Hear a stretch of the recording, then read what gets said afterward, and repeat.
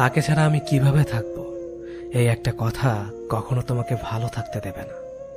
কেউ কারো জীবনে অপরিহার্য না। এই সহজ কথাটা যতদিন তুমি না বুঝতে পারবে ততদিন তুমি ভালো থাকতে পারবে না। সময় সবকিছু বদলে দেয়। একসময় যে মানুষটা তোমার সাথে কথা না বলতে পেরে হাউমাউ করে কাঁদত, আর সে মানুষটা তোমার 50 বার কল রিসিভ করারও সময় পায় না।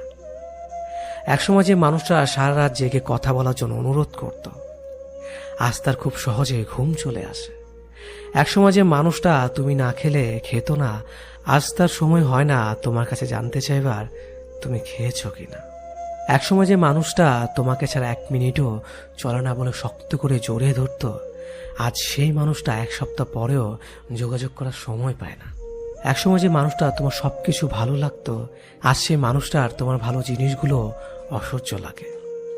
সময়ের সাথে সাথে পছন্দের মুখটাও অপছন্দ হয়ে যায়। সময়ের সাথে সাথে প্রিয় মানুষটাও অপ্রিয় হয়ে যায়। সময়ের সাথে সাথে প্রিয় অভ্যাসগুলো অপ্রিয় হয়ে যায়। শুধু সময়ের সাথে সাথে ভালোবাসাটা ভুলে যাওয়া যায় না।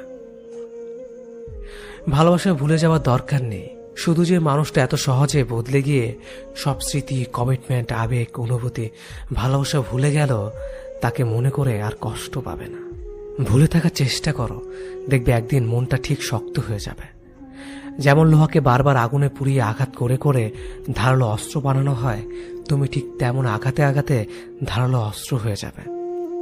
সময় সব বদলে দেবে। সেদিন আর আজকের মতো তার ফোন না পেলে মন খারাপ হবে না। সেদিন আর তার সাথে দেখা না হবার জন্য কান্না আসবে না। সেদিন প্রতারকটাকে কৃতজ্ঞতা জানাবে, কারণ সে তোমাকে ঠকিয়েছে বলেই তুমি এতটা শক্ত হতে পেরেছ। সেদিন তোমাকে কেউ ভাঙতে পারবে না, কারণ পাথরে আঘাত করলে কাঁচি ভাঙবে, পাথর না। সে খুব ভালো ছিল। আমার ব্যর্থতা, আমি তাকে আগলে রাখতে পারলাম না। আমি কেমন ভালোবাসলাম তাকে, তার ভালো খারাপ আমি মানতে পারলাম না। ছি, আমার নিজের প্রতি নিজের রাগ হয়। তার ভালো খারাপ ভালো লাগা যদি আমি মেনে নিতাম, ইস, তাকেও আগলে রাখা যেত।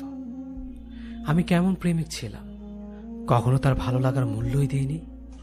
তার ভালো লাগতো কি জানেন? তার ভালো লাগতো আমি ছাড়া আরো অনেকের সাথে কথা বলতে।